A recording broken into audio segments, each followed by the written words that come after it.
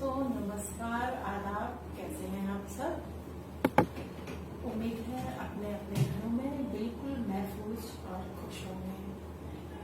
दोस्तों, हमने अपनी पिछली बातचीत में आपसे एक वादा किया था, अपनी मानसिक समस्याओं पर खुल के चर्चा करें और इस चर्चा के निदान के लिए निसंकोच निकटवर्ती मानसिक चिकित्सालय या न्यूरोलॉजी डिपार्टमेंट में, साइकोलॉजिक डिपार्टमेंट में जाकर अपनी परेशानी पर खुलकर चर्चा करें और बातों बातों में इसका निदान पाएं। बातों बातों का तात्पर्य काउंसलिंग। मैंने पिछली बातचीत में बताया था कि ऐसी समस्याओं का निदान काउंसलिंग के माध्यम से बड़े ही सरल तरीके से संभव है। आज इन्हीं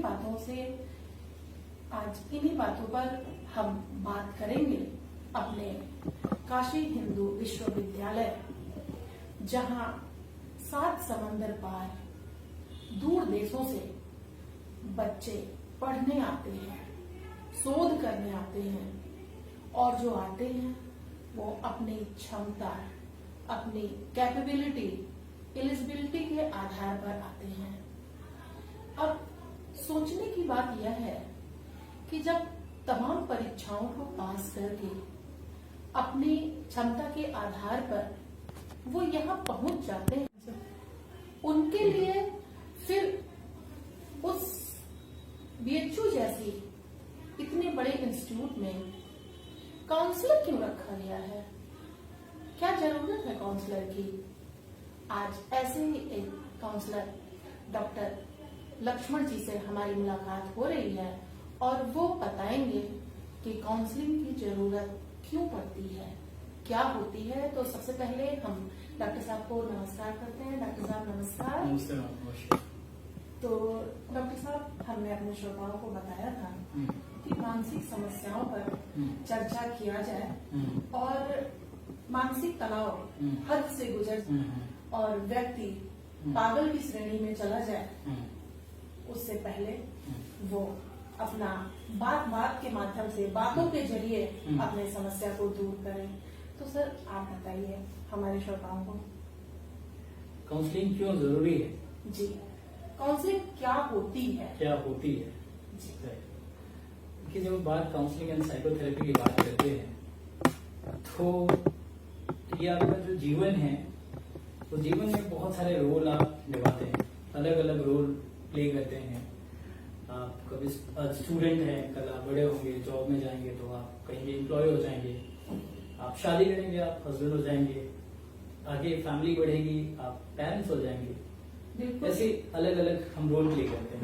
बिल्कुल। लायबिलिटी जैसे जैसे बढ़ती है, हाँ, वैसे वैसे हमारा वर्क प्रेशर बढ़ता है और प्रेशर जहाँ है वहाँ स्ट्रेस है। हाँ, तनाव तो है। देखिए, हमें जीवन में बाय डिफॉल्ट तनाव, स्ट्रेस होना जरूरी है।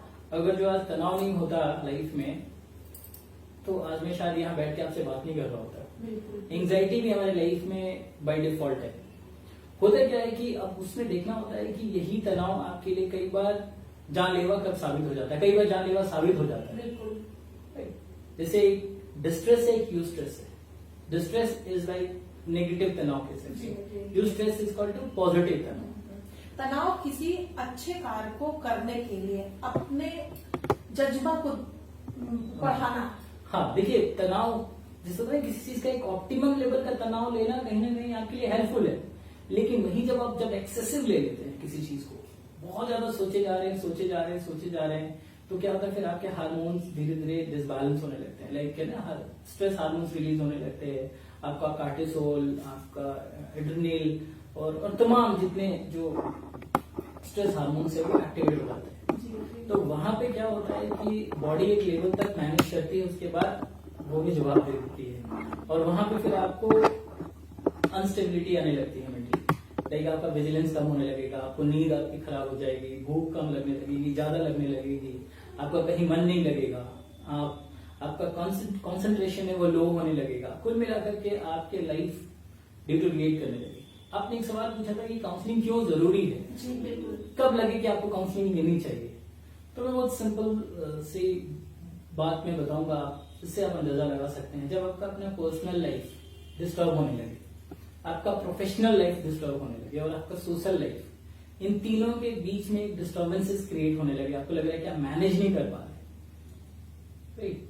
तो वहां पे यू नीड सम सपोर्ट। एक लेवल तक तो हम सब मैनेज कर लेते हैं, लेकिन एक लेवल ऐसा आता है जहां पे you need some professional help. तो उस हेल्प के लिए आपको एक ऐसे इंसान को हायर करना पड़ता है, आप जाते हैं, अप्रोच करते हैं, अप्रोच करना पड़ता है जहां पे you will get some help, क्योंकि वो टेक्निकली ज्यादा साउंड है, वो एक्सपर्टाइज है उसको उस पर्टिकुलर फील्ड में।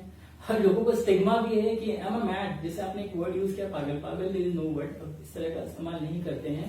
हाँ, कहीं ना कहीं थोड़ा मेंटली अनस्टेबिलिटी आती है लोगों में, वो किसी को भी आ सकता है जब सिचुएशन ऐसा आता है when you don't know how to cope up with it. एक होता है कि स्ट्रेस को कोप कैसे करना है, हम इलिमिनेट नहीं कर सकते, तो वो कोपिंग स्ट्रेटजी सिखाता है साइकोलॉजिस्ट, काउंसलिंग साइकोलॉजिस्ट, काउंसलर, जो अलग अलग विधा है, उस विधा के थ्रू हम जाते हैं, अप्रोच करते हैं और वो हेल्प लेते हैं। सो मैंने जो 3 बातें आपको बताई कि जब आपको लगे कि आप पर्सनल लाइफ आपका डिस्टर्ब हो रही है, आपका प्रोफेशनल डिस्टर्ब हो रहा है, आपका सोशल लाइफ डिस्टर्ब हो रहा है, आपको नींद में डिस्टर्बेंसेस लगने लगे, भूख प्यास जैसे ना लगना जिसको कहते हैं, या बहुत ज्यादा लग रहा है, आप बहुत ज्यादा सो रहे हैं, बहुत कम सो रहे हैं, आपको पहले जिन चीजों में रुचि आती थी वो रुचि नहीं आ रही है, आपको लग रहा है छोटी छोटी बातों पे आप ज्यादा इंपल्सिव हो जा रहे हैं, आपको लग रहा है कि आपको बिना बात के कई बार रोना आ जा रहा है, होता है ना, आप बैठे बैठे इमोशनल हो जा रहे हैं, आप कहीं बैठे हैं सोच कहीं और रहे, खोए खोए से रहते हैं, आपका जो कंसंट्रेशन जैसे मैं बताया लो हो जाना,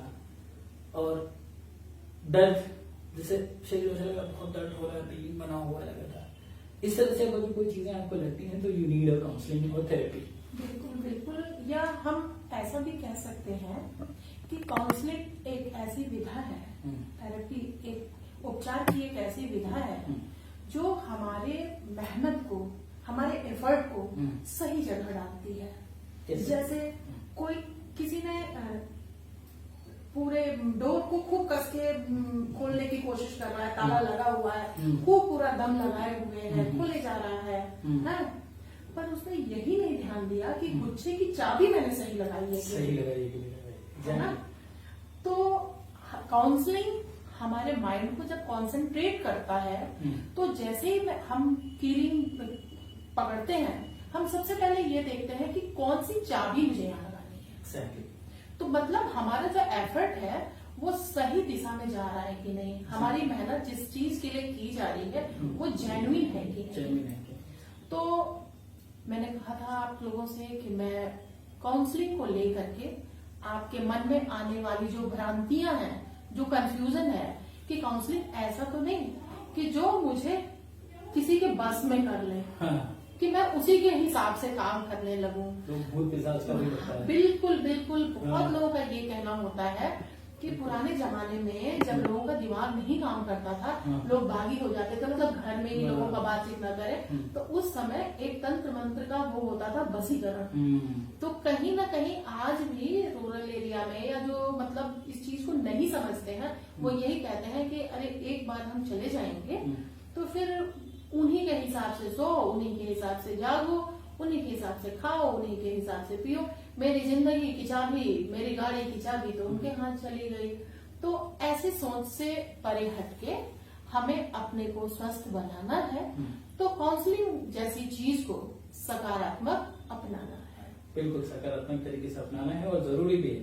इंडिया में क्या है ना, हिंदुस्तान में खासकर बहुत बड़ा स्टिग्मा है, इसको हम कहते हैं कि एक काउंसलिंग और थेरेपी से लोग आज भी कतराते हैं, भागते हैं, या जब साइकेट्रिक हेल्प लेनी हो तो लोग डरते हैं कि कहीं दवा की आदत तो नहीं पड़ जाएगी, या ये दवा कहीं ऐसा ना हो कि कोई साइड इफेक्ट देने लगे मेरे को। फिजिकल हेल्थ से रिलेटेड प्रॉब्लम होती तो लोग दौड़ के भागते डॉक्टर साहब, मेरे को एकदम मेरे को कुछ करिए, नहीं तो मेरी जान बचाइए। लेकिन जैसे साइकोलॉजिकल इश्यू होता है तो पता नहीं क्यों कैजुअल हो जाते हैं। डॉक्टर जी, मैं थोड़ा सा रोक रही हूँ। होता क्या है कि जब हम डॉक्टर के पास जाते हैं तनाव की स्थिति में, तो उसमें जो सिम्टम्स मिलते हैं, भूख का न लगना, मुख्य रूप से नींद का न लगना, तो जैसे ही हम डॉक्टर के पास जाते हैं, या बेहतर बताएंगे कि सबसे पहले जो हमें दवा मिलती है उसमें नींद अच्छी लगने लगती है। हाँ। और जब नींद अच्छी लगती है तो समय पे उठना, समय पे खाना, बॉडी मेरी कमजोर हो चुकी है। हाँ। जब घर वाले उन पे ध्यान देते हैं, उनके टेस्ट के अकॉर्डिंग खाना बनाएंगे तो वो अच्छे से खाना भी खाने लगते हैं। तो उन लोगों को ऐसा लगता है, और आम जनमानस में एक बात फैली हुई है कि अंग्रेजी दवाइयां में ड्रग्स होता है। ड्रग्स इन द सेंस वो गांजा चरस नहीं है। हाँ। उनमें सुलाती वही है, सुलाती है। हाँ ऐसे सुलाई नहीं होती हाँ यही है। तो ये जो नकारात्मक सोच है हाँ। वो भी उन्हें डॉक्टर के यहाँ तक ले जाने से रोकती है। पहले ऐसा था, बहुत पहले जब बहुत एडवांसमेंट नहीं था तो थोड़ा सेडेटिव इफेक्ट आता था, पर हर दवाई का सेडेट नहीं करती। कुछ दवाइयां होती है तो थोड़ा बहुत सेडेट करती है। अब तो बहुत साइंस एडवांस हो चुके हैं, जमाने और पुरानी बातों में जी रहे हैं। और हिंदुस्तान एक ऐसा देश है जहाँ पे भ्रांतियां बहुत तेजी से फैलती हैं। बहुत तेजी से कोई फैलती है। एक छोटा सा बात आप कोई फैला दीजिए जो कम्युनिटी के हिसाब से ना हो या कम्युनल हार्मनी बिगाड़ सकता है, देखिए 2 मिनट में फैलेगी। यहाँ पे लोग किसी चीज का फैक्टिसिटी चेक नहीं करते। मैं कहता हूँ आपको अगर जो लगता है तो गो एंड मीट एक्सपर्ट। आप हैं पीएचडी या आप डॉक्टरेट हैं या आप बहुत बड़े लेवल की पढ़ाई करके बैठे हैं, लेकिन एक दर्जा 10वीं फेल आदमी अगर जो आपको राय देता है कि अरे कहाँ जा रहे हो आप, क्या कर रहे हो सर, ये सब तो ऐसे ही है, तो दिमाग में आपके लग जाएगा कि ये, सॉरी मैं आपको इंटरप्ट कर रहा हूँ, कि आपको लग जाएगा दिमाग में ये कि अरे ऐसा है क्या, आप मान के बैठ जाएंगे। कई बार लोगों को लगता है कि अरे ठीक है, नॉर्मल है, चलता है, इतना तो सबको होता है। लेकिन वही चीज आप एक ऐसे स्टेज में लेके जाते हैं जहां पे आपको फिर वही काम करना पड़ता है जो फर्स्ट स्टेज में आप छोड़े रहते हैं। आप उसको फोर्थ स्टेज तक लेके जाते हैं, मतलब बहुत सीवियरिटी की तरफ लेके जाते हैं, फिर वही करते हैं कि जो आप शायद फर्स्ट स्टेज में कर सकते थे। तो बात इतनी बिगड़ती नहीं। बड़े दुर्भाग्य की बात है कि हम जहाँ रह रहे हैं, यहाँ के स्थानीय लोग हैं, यहाँ राष्ट्रीय स्तर पे भी पूरे अपने इंडिया लेवल की बात कर सकते हैं कि यहाँ डॉक्टर के पास जब एक परिवार जाता है ना, तो वो डॉक्टर नहीं रहता। उस डॉक्टर को छोड़ के बाकी पूरा परिवार जो पीड़ित को लेके जाता है वो डॉक्टर बन जाता है। ये सही है ना। ये तो हमें अपनी डॉक्टरी नहीं लगानी है। दवाइयों के साथ अगर हम किसी काउंसलर की भी राय लेके चलते हैं तभी जाके मेरा इलाज पूर्ण होता है। एग्जैक्टली, आप ये कह सकते हैं। कई बार इंटीग्रेटेड अप्रोच में चलना होता है, जहाँ पे कभी मेडिसिन की जरूरत है तो वो साइकाट्रिस्ट हेल्प करता है मेडिसिन के साथ। कई बार आपको लगता है कि सिर्फ काउंसलिंग और साइकोथेरेपी से बात बन सकती है तो वो साइकोथेरेपी और काउंसलिंग देकर के उसको चीजों को ठीक करते हैं। कई बार दवाइयां एज वेल एज मेडिसिन दोनों कंबाइंड अप्रोच में चलता है। तो अलग अलग डिपेंड करता है कि उसका प्रॉब्लम की सीवियरिटी कैसी है, कितना सीवियर प्रॉब्लम है, या कि वो साइकोसिस में है, न्यूरोसिस में है, वो अलग अलग लेवल पे डिपेंड करता है। वो आपका मेंटल हेल्थ जो प्रोफेशनल है वो डिसाइड करता है कि क्या करना है। वो ऑलरेडी तो अपने प्रॉब्लम की सीवियरिटी अर्थात अपनी समस्याओं की जटिलता को समझने के लिए यथाशीघ्र उठें और मानसिक विभाग में जाएं, अपनी जांच करवाएं और सलाह के हिसाब से काउंसलिंग करवाएं और खुद को स्वस्थ रखें, समाज को स्वस्थ बनाएं। यदि हम मानसिक रूप से स्वस्थ हैं तो हमारा समाज स्वस्थ रहेगा और निश्चित रूप से समाज में होने वाले तमाम उपद्रव, तमाम कुरीतियां, तमाम जो अत्याचार हो रहे हैं, तभी हम इस पर नियंत्रण पा सकते हैं। अगली मुलाकात हम फिर एक नई बातचीत के साथ करेंगे। तो डॉक्टर साहब आपको नमस्कार, और आप लोग से भी हम विदा लेते हैं। नमस्कार।